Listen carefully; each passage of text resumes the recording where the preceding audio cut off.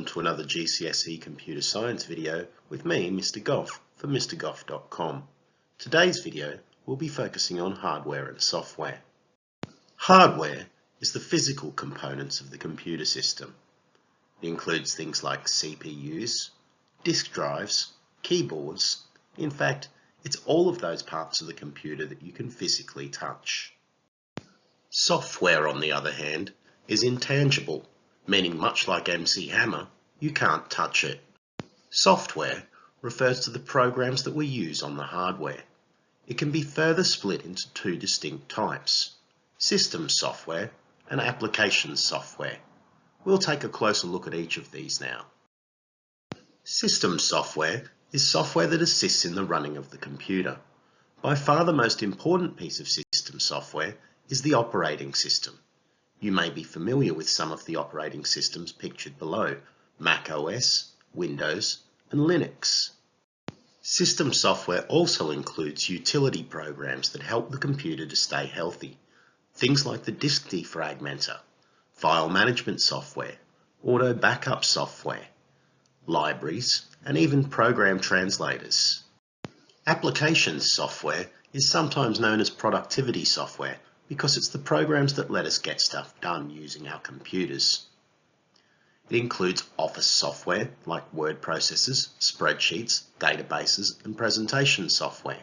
Little note here, in an exam, always use generic terms like this rather than the Microsoft Office programs that you might be used to.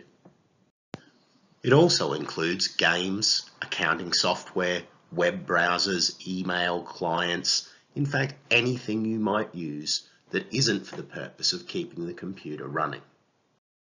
The operating system takes over from the bootstrap loader and essentially runs your computer. You need to know about the 5 key areas the operating system manages: processor management, memory management, input-output management, applications management, and security management. A processor can only do one thing at a time, so when there are many open programs, the operating system must decide how best to share the time on the processor. To the user, it may look as though all the programs run at once, but in fact this is not the case. It could be as simple as each program that's open getting an equal slice of time on the processor in a round-robin type situation. Alternatively, it could be more complex, prioritizing certain types of process. When you open a program, the operating system must allocate its space in RAM from which to run. When you close that program, it clears it out of RAM again and frees up that space for other programs to run. The data your programs use must also be copied into RAM and removed once it's no longer being used. The operating system handles communication with input-output devices through the use of device drivers. It listens for and handles notifications from input devices, like when you type on the keyboard or move the mouse.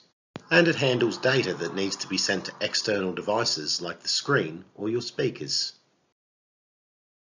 The operating system also manages any applications when they run via an Application Programming Interface, or API for short.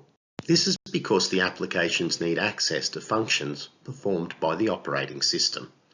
If we consider a word processor, it might need to be able to save and load data, respond to commands from keyboards and mouse, and it might need to check for updates or things like this. The final of the 5 management roles of the operating system is security management.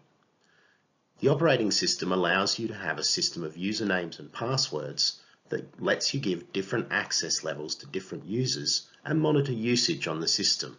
The operating system also auto-updates itself to protect against known threats.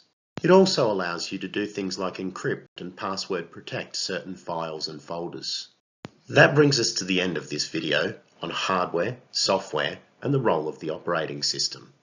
The next video will be focused on the classification of programming languages and translators. If you haven't already visited, try www.mrgoff.com for free revision resources to help you study computer science. Until next time, it's bye for now.